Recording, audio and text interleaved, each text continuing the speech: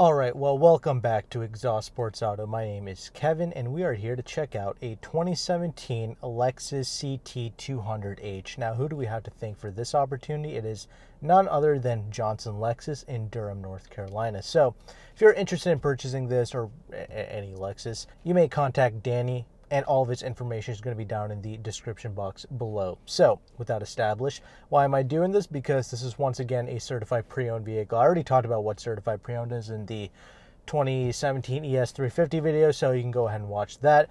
But I'm doing this because it's once again another vehicle that you have actually requested me to do multiple times, and it's actually one of those affordable vehicles that people are actually interested in. So let's just go ahead and let's get this bad boy out on the road, because this thing is about 19 G's now, and it's got about 69,500 miles on it. So it's not like obscenely high mileage, but it's kind of sort of up there. But CPO, it's under the warranties and all that stuff, free maintenance, all that good stuff. So it's one of those headache-free buying experiences. So that's why I like doing these certified pre-owned reviews.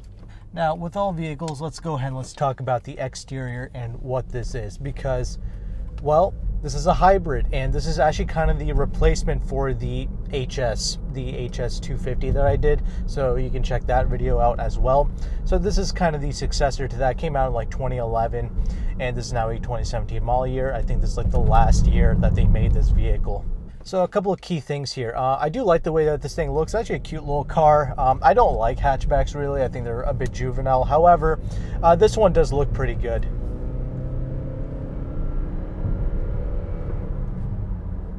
All right, very good. Well, we'll get to that. But yes, I don't really mind the way it looks. Obviously, it's not being made anymore, and the UX kind of took over this because, well, now it's kind of a SUV craze, so they kind of just took a Corolla and just lifted it up, put a Lexus badge on it, and, well, there you go. You got the UX now, and they make that into a hybrid. Actually, I already did a review on that as well, so you can check that out too. But enough of that. You can kind of decide for yourself how this thing looks. I mean, I do like the way this looks a little bit more than the HS, of course, but the HS was a little bit more of a practical vehicle, even though it's just a sedan. And we'll get to that in the interior segment. But now, onto this drive. This thing is fitted with a 1.8-liter four-cylinder engine. This is foot to the floor, mind you. 50 miles an hour. All right. It's not very quick. And why is that? It's because it only makes about 134 horsepower. And usually I would forgive that for a vehicle like this because, well, it's a hybrid. And you know what? I am going to forgive it. I don't really mind that it's not that fast. But keep in mind the HS, the car that came before this, made about 184 horsepower. So it's about a 50 horsepower loss when they went to this generation of vehicle. So why is that? Because one of my main complaints with the HS, especially when new, is that it just didn't make any sense. It only got like, what, 35 mpg or whatever, which is kind of unacceptable for a hybrid. This gets like 43 city and 40 on the highway. Much better results. But I think this does take premium only, at least that's what it says on the Lexus handbook. So there's that to keep in mind. The HS used like a 2.5 liter like Camry engine or something like that to make more power. And I respected that, but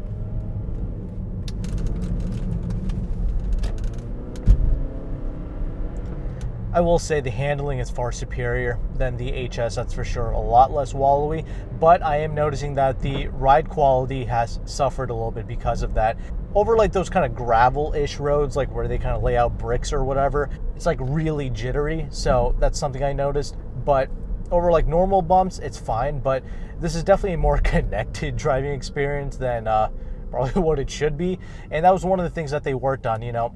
Well, here's what they say that they worked on. They want to reduce vibrations, they want to increase the NVH, or, you know, reduce NVH, I guess. So make it a little bit quieter, make it smoother, and they want to make it handle better. So this thing actually utilized a strut-based suspension up front, but actually utilized a double wishbone setup in the rear. So that's pretty cool.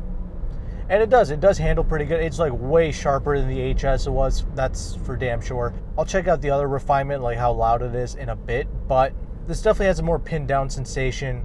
But yeah, the ride quality definitely suffered because of that. The HS was a more floaty, kind of a little bit of an all over the place type of vehicle. However, the ride quality was great in that thing. So there's that. This is like an edgy Prius kind of. It's like slow, but it like handles well. It's a strange little combination of things going on here, but whatever.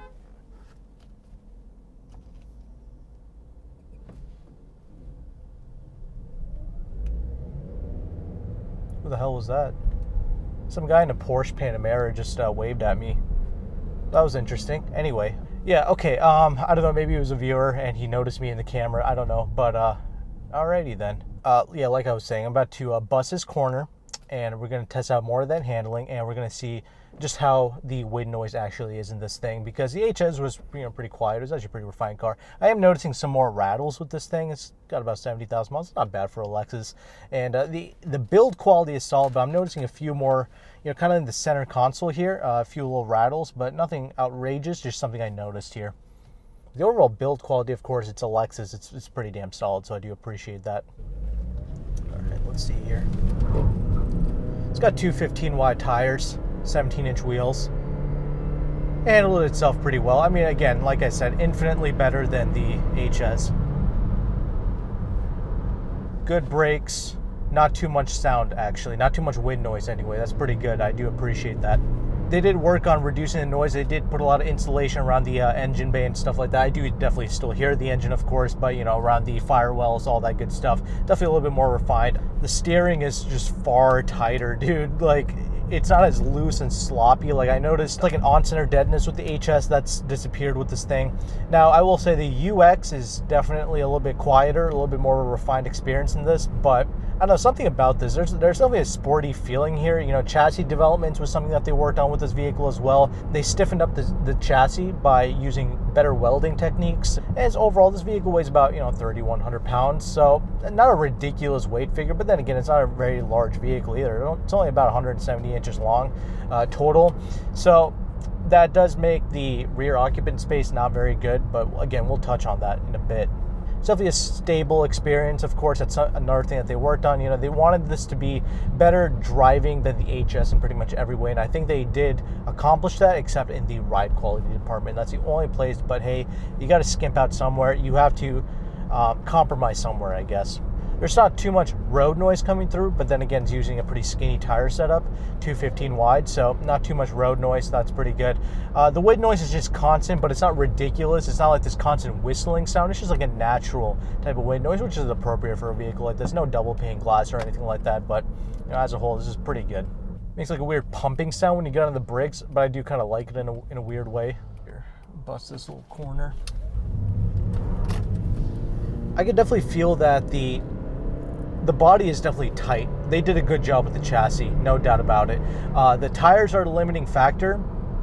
They're only 215 wide, and there's not too much grip with it. It's more of an eco tire, like a 500 tread wear tire. So you know the tire's gonna last you a long time, but that's really the only thing. If you had like more aggressive tires, if you want to say, put on this vehicle, it'll definitely handle pretty good, actually. It's not like a, you know, VW Golf or anything like that, but then again, it's not trying to be. Even though it's not my cup of tea, this vehicle, it might be yours. A lot of people, they want a nice, efficient little city cruiser. This could be that for you. You know, less than 20 racks and fully under warranty, getting like 43 mpg in the city. You know, you put this thing in the sport mode and the little gauges do change. Steering gets a tad bit tighter, I guess, but it's not a big deal. But you know, I'll drive around in the sport mode for a little bit. Obviously, it's got an EV mode. It'll operate in full electric mode for up to like 28 miles per hour. So, you know, again, it's pretty good if you experience a lot of stop and go traffic. It can be very efficient and save you a lot of fuel. And because you have a warranty on this thing, you don't really have to worry as much about batteries and, you know, how long it's going to last or whatever, because you know it's covered. You can buy an extended warranty if you wanted to. Some of the creaks and rattles, it's kind of calmed down a little bit. I think it's just been sitting out in the sun for a little bit, so I guess the plastic's kind of expanded and contracted or whatever.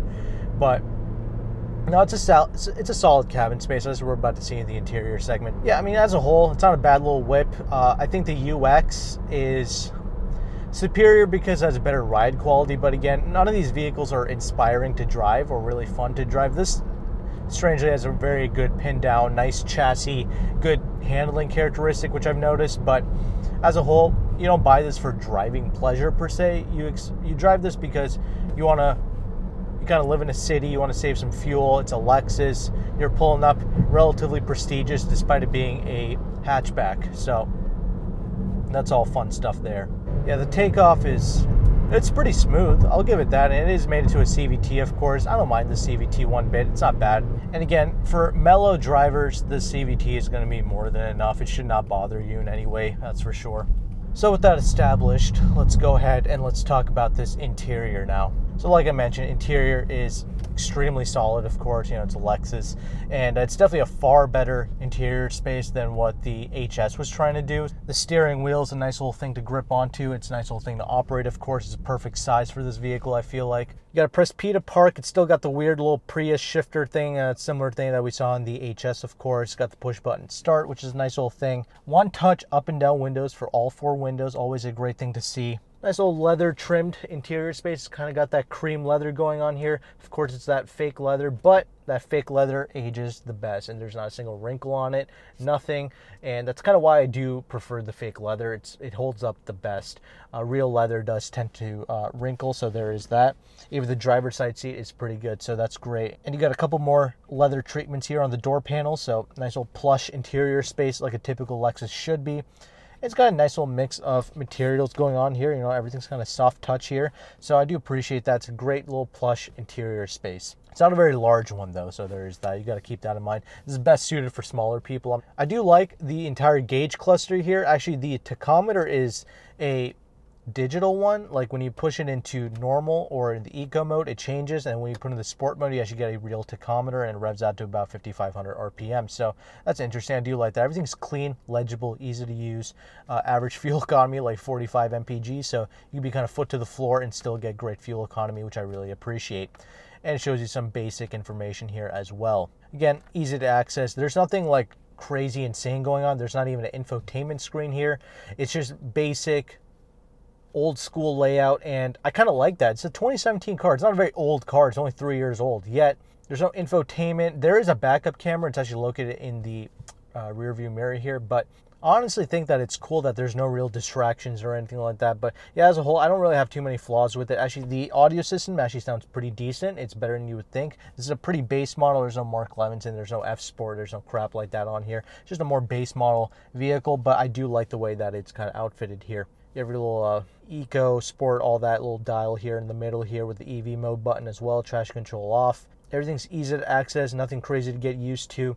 I believe this vehicle does have Bluetooth because, you know, it is 2017. Hopefully it wasn't like an option or anything like that. You do have a USB and an aux cable as well. When you lift up this little thing, it just looks like an ashtray, but it's not. And you have cup holders are not an issue. You got 2 big cup holders in the center here as well as in the door pocket, so that's pretty good. The center armrest though is not very large. Well, it's decent. It's pretty deep, so that's pretty good. Glove box, there's some space in there as well. There is no sunroof in here, but since it's a smaller vehicle, I don't really mind it because it kind of gives you a little bit more headroom for a taller individual. So headroom is not really an issue here. You have a telescoping wheel, but it's not electronic. You actually have to, like, you know, pull on this little lever here. You have automatic headlights. It's a nice little touch, of course. And a little stitching is kind of off here on the steering wheel, but it's just one will just cut it off with some scissors. You have 10-way power adjustable seats, of course, so that's always a great thing to see. Now the rear seats though, that's kind of the biggest compromise you had to make here. I can kind of handle everything else. It's a fine driving car, but yeah, the rear legroom, and you know how I like to sit pretty close to the steering wheel. Well, even despite that, I'm 5'11".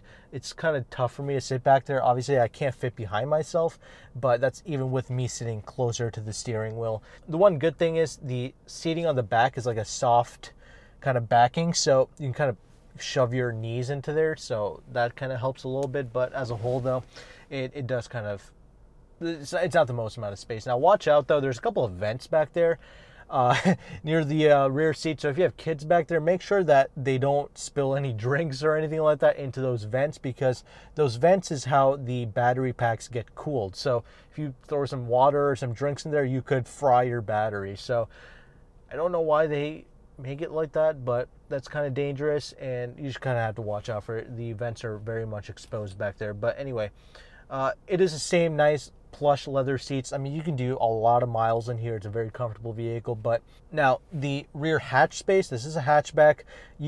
It's pretty good. You can definitely fit a few things back there. However, it's more of a higher up loading space, so that kind of compromises your space a little bit. But as a whole though, you could fold down the seats 60-40, so you get a little bit more space out of it. But it's not a massive vehicle. You can't expect too much out of it, but hey, it's nice to know you can fold down the seats, get a little bit more practicality out of it. There is even a spare tire back there as well, so that's great.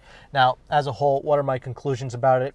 Well, this thing was about $35,000 starting price. Was that worth it? Honestly, hell no. I mean, But here's the thing, the Prius is also up there. It's about 30 G's too. So a lot of people, they buy those things in the millions. So it's one of the most popular vehicles. So when you look at it that way, this is a Lexus, far nicer interior space, but it's not very big. I feel like a Prius is actually a little bit more practical than this. But hey, you like the way this looks. This actually has a pretty good driving dynamic to it. So you kind of whip this thing around. So obviously the cabin space very tight. These doors, you know, they feel pretty heavy. And when you close it, it has a nice bank vault solid feel to it. So pretty nice. Definitely not like my most favorite Lexus product in the world. Again, if you're in this type of market, the ES is really my choice. But hey, do your thing. If you like hatchbacks, if you like the hatchback practicality where you put the seats down and you have a, you know, almost an SUV-esque space back there, go for it. It's about 19 grand. Not terribly expensive. Still under warranty. So that's a great thing.